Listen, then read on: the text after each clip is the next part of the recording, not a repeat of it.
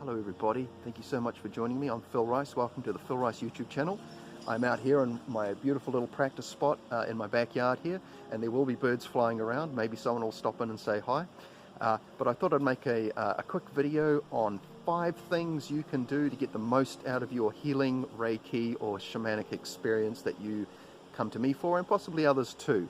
This is the same kind of advice I give to pretty much everyone that hits me up for session work. Number 1, wear comfy clothes. Don't wear belts and lots of things.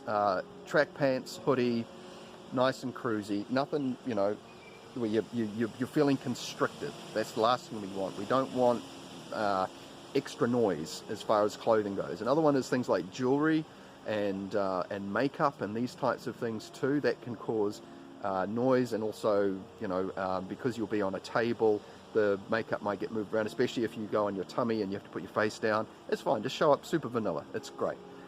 Number 2,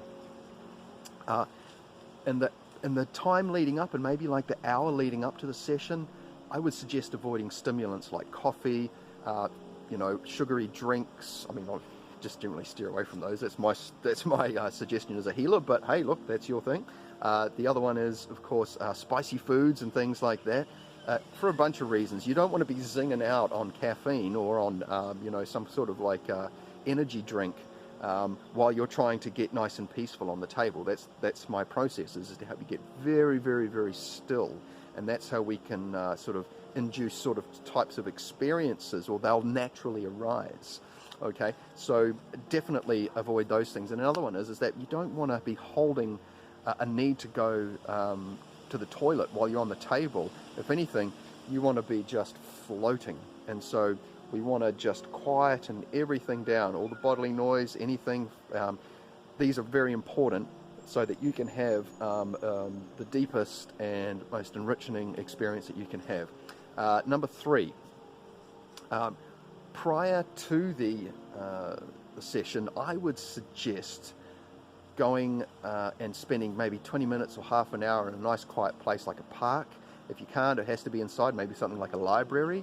But yeah, that way you're kind of on the way. You're setting yourself up so that, you know, when you get to the session, we don't have to spend 20 minutes, half an hour just helping you settle down, because there's a sweet spot you're going to hit where you're really chill and relax, and we want you to spend as much time in that place as possible. That's where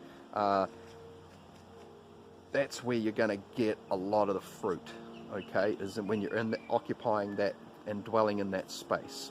Okay, number 4, devices, electronics, these types of things, switch them off, okay? The last thing you want, and I'll give you a reminder when you come in for a session too, to, you know, flick it on silent or whatever.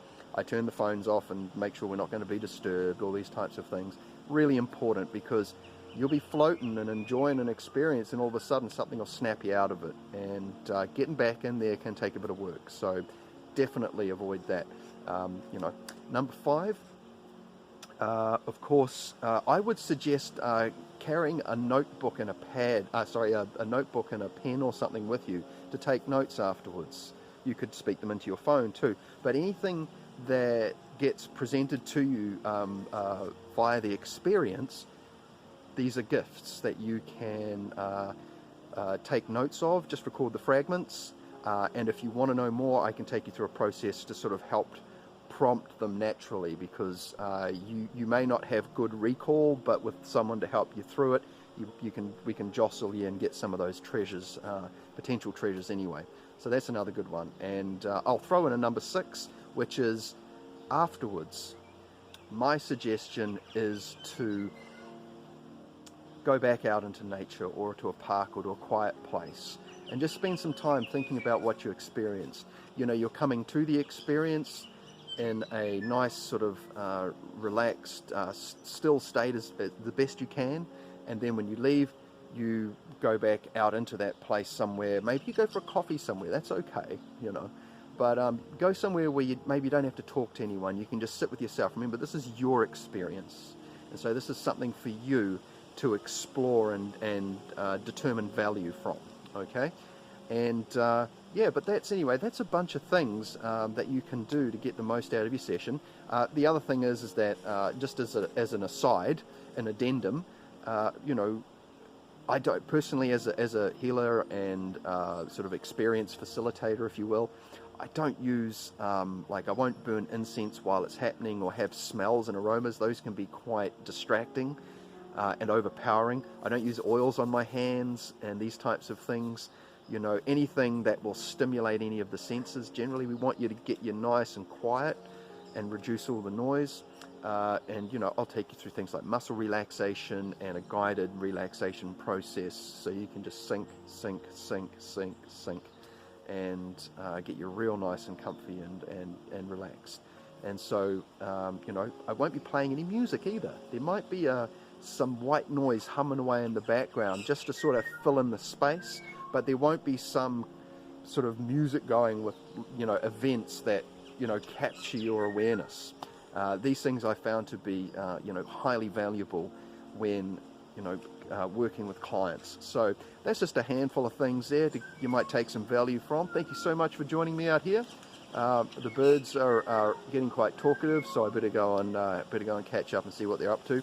You have a beautiful rest of your day. Thank you so much for supporting the channel here. Don't forget to check out philrice.substack.com, and I'll see you guys again soon. Stay well.